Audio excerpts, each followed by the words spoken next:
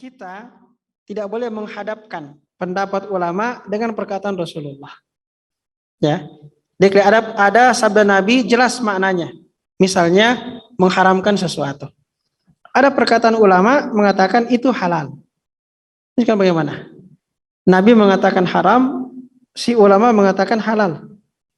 Lantas kita mengambil perkataan ulama ini. Oh, karena ulama mengatakan halal, oke berarti dia halal. Itu yang tidak boleh.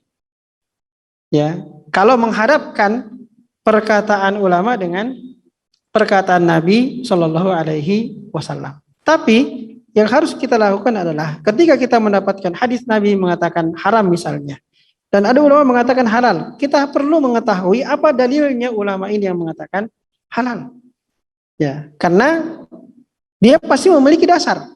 Ya, dia pasti memiliki dasar. Ketika dia mengatakan halal, sementara ada hadis yang mengatakan haram. Ketika dia mengatakan halal, dia pasti memiliki dasar atas pendapatnya itu.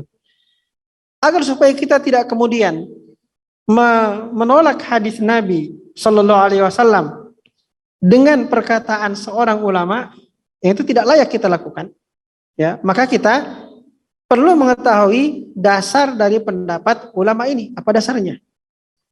Nah, ketika jelas apa dasarnya, maka kita bisa mengambil pendapat ulama ini. Oh, ternyata beliau mengatakan halal karena ada dalil lain, ya, yang ketika dikompromikan dengan dalil yang mengatakan haram, ternyata hasilnya adalah memang halal gitu. Itu kan memungkinkan, ya.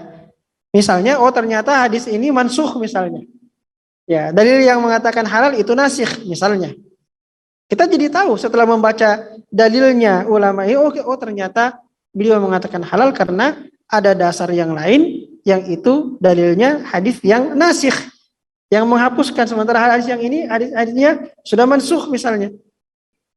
Nah, sehingga kita kemudian mengambil pendapat ulama ini bukan karena pendapatnya fulan, tapi karena dalil yang mendasari pendapat fulan. Seperti yang kita nukil dulu perkataan Abu Hanifah rahmatullahi alaihi yang mengatakan tidak halal seorang mengambil pendapat saya sampai dia mengetahui apa dalil yang mendasarinya.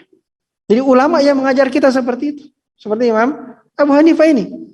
Ya, beliau ini para ulama-ulama besar ini mengajar kita untuk ketika mengambil pendapat mereka harus tahu apa dasarnya.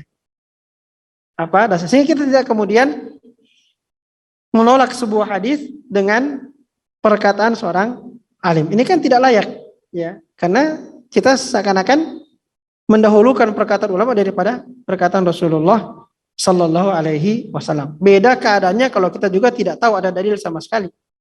Ada orang yang tidak tahu dalil sama sekali, pokoknya apa yang ulama ini katakan diikuti. Itu namanya muqallid. Muqallid boleh. Ada orang yang sangat awam, tidak tahu dalil sama sekali. Pokoknya saya yakin dengan ulama fulan, saya yakin dia orang berilmu, dia orang yang bertakwa, takut kepada Allah Subhanahu wa taala. Saya lihat amalnya Masya Allah orang soleh dan seterusnya. Saya yakin ulama ini saya ikuti dia. Saya awam, saya tidak tahu dalil apa-apa. Orang seperti ini boleh fas'alu ahla dzikri in kuntum la ta'lamun. Silakan. Dia mengikuti pendapat ulama meskipun dia tidak tahu dalilnya. Kadang-kadang dijelaskan juga dalil tidak paham. Ya, ada orang yang seperti itu. Dijelaskan dalil pun dia tidak akan paham. Maka dia bisa mengikuti dan bertaklid pada ulama yang diyakini ilmu dan ketakwaannya kepada Allah Subhanahu wa taala.